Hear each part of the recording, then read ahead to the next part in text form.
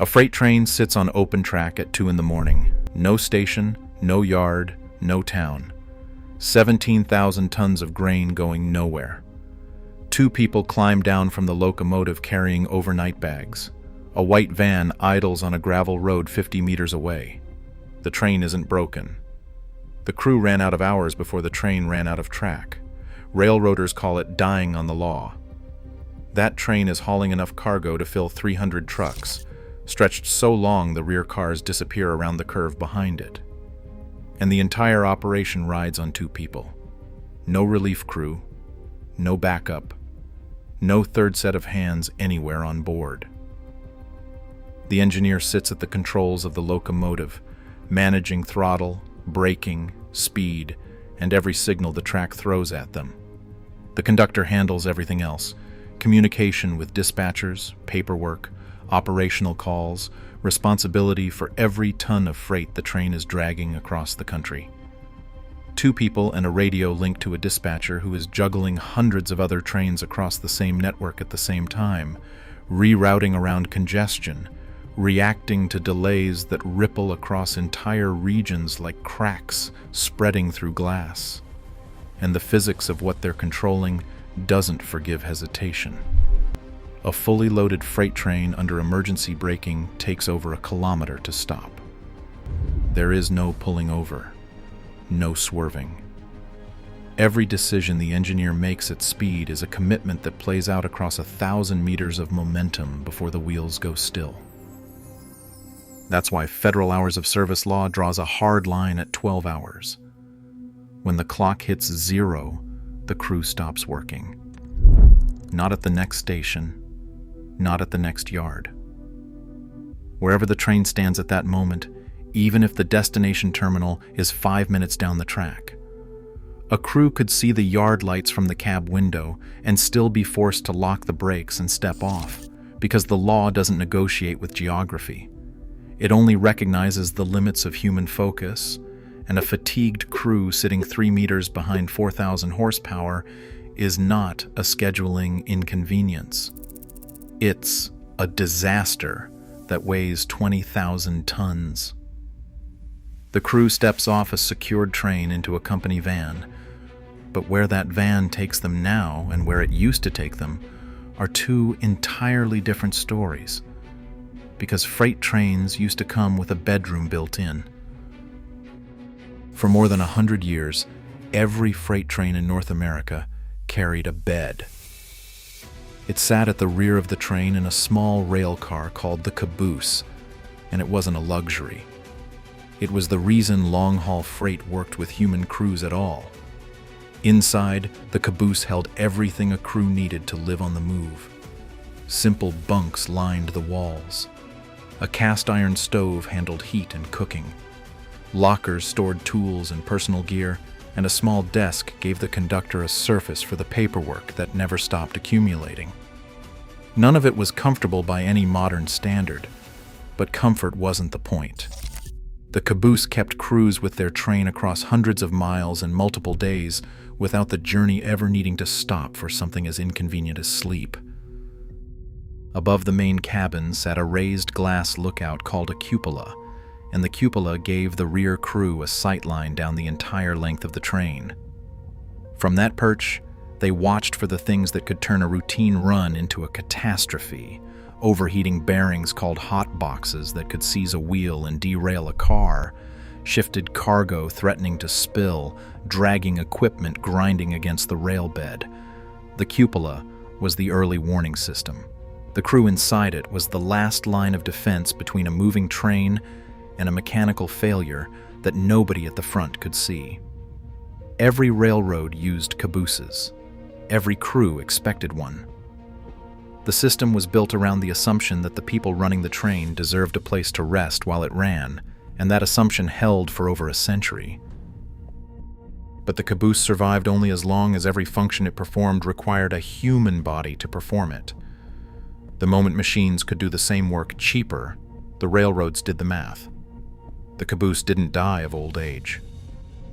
It was killed, one function at a time. Roller bearings came first. The older journal bearings that had plagued railroads for decades, the ones prone to overheating, seizing, and dragging cars off the rail, were replaced by a design that ran cooler and failed less often. Fewer hotboxes meant fewer emergencies for the rear crew to spot. One reason to keep a human in the cupola quietly disappeared. Then the trackside detectors arrived. Heat sensors mounted beside the rails scanned every passing car automatically, catching hot bearings faster and more reliably than any pair of eyes squinting down a kilometer of moving freight. The cupola's sightline, once the only way to monitor the train's health, became a backup to a machine that never blinked. Radios eliminated the next layer. Communication between the front locomotive and the rear caboose had relied on visual hand signals, lanterns at night, flags during the day. Radios dissolved that dependency in an instant. No more line of sight required, no more need for a crew member stationed at the back just to relay information forward. And then came the device that finished the job. A small electronic unit clamped to the rear coupler of the last car. It monitored brake line pressure in real time, confirmed train integrity, and projected a flashing red light visible to any train following behind. Crews gave it a name: Fred, Flashing Rear End Device. Fred did everything the last person in the caboose had done. It cost almost nothing to operate. It never needed a bunk, never needed a stove, never filed paperwork, never asked for a rest period.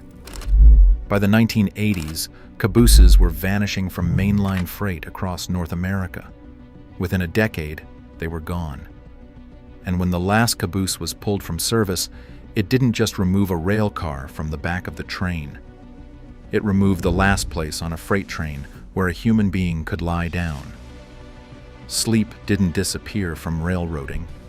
It got evicted from the train and relocated to the cheapest available room within driving distance of the yard. The system that replaced the caboose doesn't look like an upgrade. It looks like a motel parking lot beside a rail yard at 4 in the morning. If a crew finishes their shift at their home terminal, the process is simple. They go home. But most freight routes don't work that way. They operate between paired terminals, a home base, and an away-from-home terminal at the opposite end of the run. A crew takes a train in one direction and then waits at the far end for another train to carry them back. The away terminal is where the system stops, pretending that freight crews live normal lives. A company van collects the crew from the train and drives them to a contracted hotel or motel near the yard. Not their city, not their neighborhood. A room beside tracks in a town they didn't choose, booked by a railroad that negotiated the cheapest rate it could find. The crew walks in with an overnight bag and a phone, and the waiting begins. Federal rules mandate a minimum rest period, typically 10 hours, during which the crew cannot be contacted for work. Not a call, not a text, not a message through the company system. Even a single contact from the railroad can reset the rest clock entirely, pushing the mandatory period further out. So the railroad stays silent, and the crew sits in a room with no information, no estimate, no countdown, no notification of where they stand in the queue. The wait can last 2 hours. It can stretch to 10. It can push past a full day. A crew member cannot plan when to eat, when to sleep deeply, when to call home with any confidence about what the next 12 hours hold. They are off the clock, but tethered to a system that will pull them back without warning. Then the van returns. Another ride to the yard. Another train. Another 12-hour window burning from the moment they step into the cab. Another away terminal at the far end with another motel room and another wait with no shape to it. The room is guaranteed by regulation. The timing of everything around it is governed by something else entirely, a rotation system that was designed to move freight, not to let people sleep. The rotation system that controls every freight crew's life is called a crew board, and it operates with the indifference of a machine because that's exactly what it is. When a train is ready to move, the board pulls the next available crew from the top of the list. After their trip, they drop to the bottom and begin the climb back up. No fixed schedule, no regular start time, no predictable shift pattern. A crew might work a dawn departure one day, a midnight run 2 days later, and a mid-afternoon call the day after that. The board doesn't distinguish between morning and night. It only knows who's next. And the board never stops running. It cycles through names 24 hours a day, 7 days a week, holidays included. A crew member who just fell asleep an hour ago, and a crew member who's been resting for 16 hours occupy the same list. The board doesn't know who's tired. It doesn't care that someone hasn't eaten since yesterday, or that their body still thinks it's 3 in the morning from the last run. It pulls the next name, sends the van, and the 12-hour clock starts fresh. The damage this does isn't measured in hours worked. It's measured in hours slept at the wrong time. The human body can adapt to night shifts if they're consistent. A nurse who works midnight to 8 every week eventually adjusts. But the crew board guarantees that no pattern will ever form. One week the calls come in the mornings. The next week they land at midnight. The week after that, they scatter across every hour like shrapnel. The body never locks onto a rhythm because no rhythm exists to lock onto. Sleep researchers have a clinical term for what this produces. They call it circadian disruption, the systematic destruction of the body's ability to predict when rest is coming. Railroaders have a simpler name for it. They call it the life. The crew board is optimized for exactly one outcome: a body available when a train is ready.